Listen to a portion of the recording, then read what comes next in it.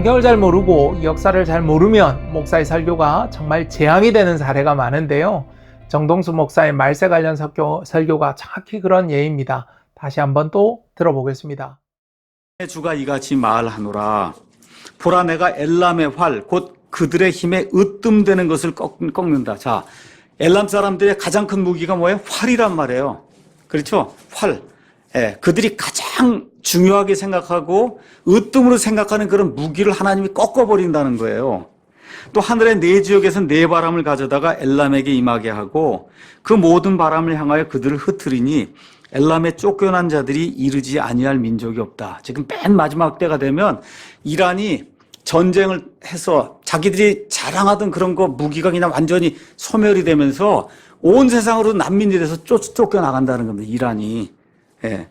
그 다음에 내가 엘람으로 하여금 그들의 원수들 앞과 그들의 생명을 찾는 자들 앞에서 놀라게 하고, 그래서 엘람이 모든 사람들에게 놀랄거리가 된다는 거예요. 재앙 곧 나의 맹렬한 분노를 가져다가 그들에게 임하게 하며 그들의 뒤로 칼을 보내어 마침내 그들을 소멸시킨다. 하나님이 이란을 그냥 두지 않겠다. 주가 말하노라. 재미있는 게 있어요. 그래서 맨 마지막 때에 어떤 일까지 하시느냐. 이게 너무 지독한 나라예요. 그러니까 하나님은 어떻게 하시냐.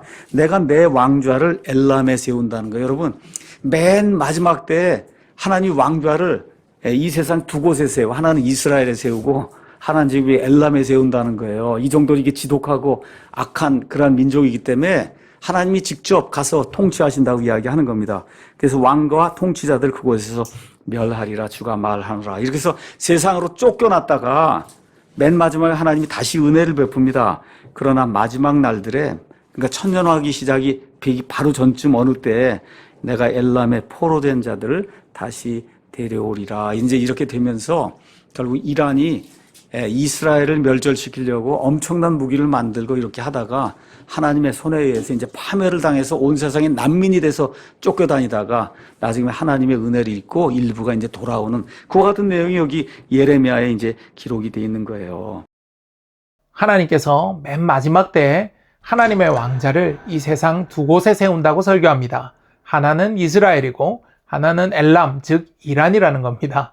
엘람, 즉 이란이 너무 독해서 그렇다는데 하나님께서 직접 통치하시겠다고 너무 독해서 그렇게 말씀하셨다고 설교합니다. 진짜 이 정도면 뭐 통일교, 신천지, 안상홍 뭐 이런 웬만한 이단급 말세 관련 설교가 부럽진 않습니다. 성경 어디에 마지막 때 보좌를 두 곳에 두겠다는 말씀이 어디에 있습니까? 이란 사람이 독해서 그곳에 보좌를 둔다는 말씀이 어디에 있습니까?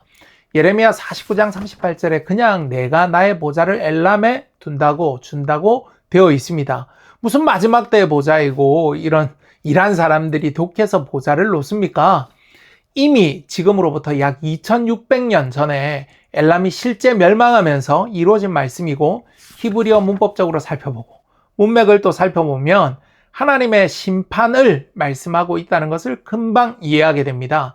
하나님께서 주권적으로 엘람을 멸하시겠다는 겁니다. 그리고 그것은 이미 이루어졌습니다.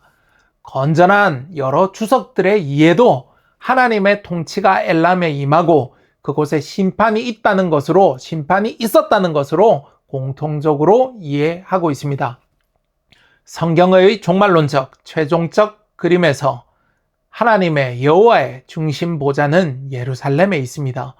예레미야 3장 17절 예루살렘을 여호와의 보좌로 부를 것, 에스겔 43장 7절 성전을 두고 이는 내 보좌와 처소 내가 이스라엘 가운데 영원히 거할 것이라고 말씀하십니다. 스가랴 14장은 요한계시록 22장과 강하게 연결되는 상호분문인데요. 스가랴 14장은 예루살렘 중심을 묘사하고 있고 요한계시록 22장은 그곳에 보좌가 있음을 선명하게 증거하고 있습니다. 무슨 하나님의 보좌가, 마지막 보좌가 이스라엘과 이란 두 곳에 세워집니까? 하나님의 보좌가 이란에 세워질 근거가 성경에는 전혀 없습니다.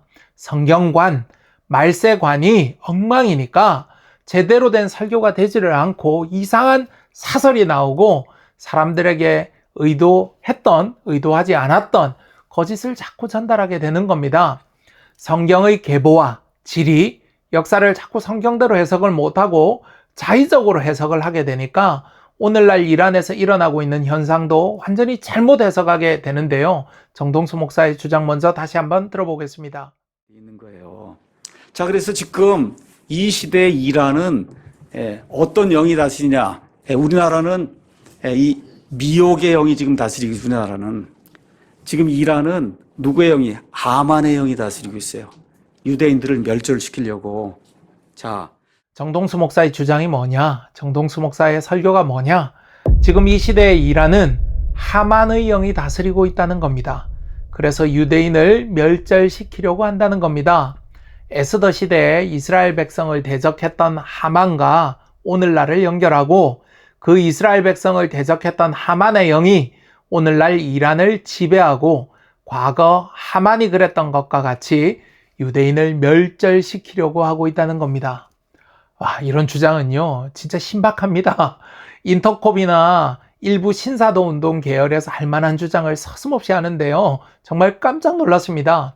이란과 관련한 설교를 할 때 하만의 영이 이란을 다스린다는 주장을 반복적으로 하는 것으로 보아서 실수로 한 번 잘못 말한 것이 아니라 정말 이런 사고를, 이런 생각을 가지고 있구나라는 것을 알 수 있습니다.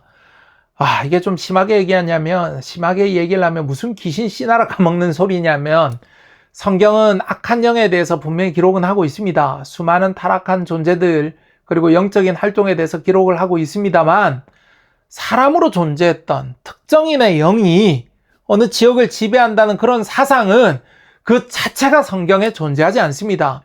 과거에 죽었던 특정인의 영이 남아서 어느 특정 지역을 지배하고 주관하고 이런 것은 절대 성경적인 생각이 아닙니다.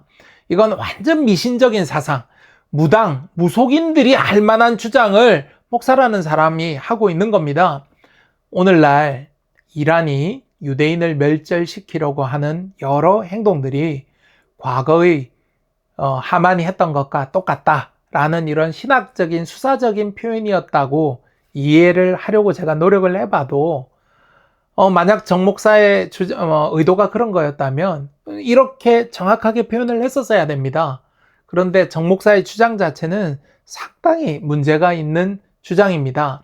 제가 하만에 대해서도 짧게 언급하고 넘어가야만 되겠는데요. 에스더 2장 5절과 에스더 3장 1절은 서로 대적 관계에 있던 모르드게와 하만을 소개하면서 각각 매우 의도적으로 그들의 계보를 밝히면서 오래된 이스라엘, 이 유대민족의 기억을 소환하는 방식을 취합니다.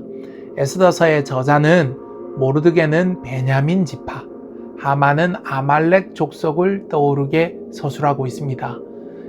여러분들 에스더서 2장 5절과 에스더 3장 1절을 잘 살펴보시기 바랍니다. 기스는 사울 왕의 아버지 이름과 같고 아각은 아말렉 왕을 연상시키는 이름입니다.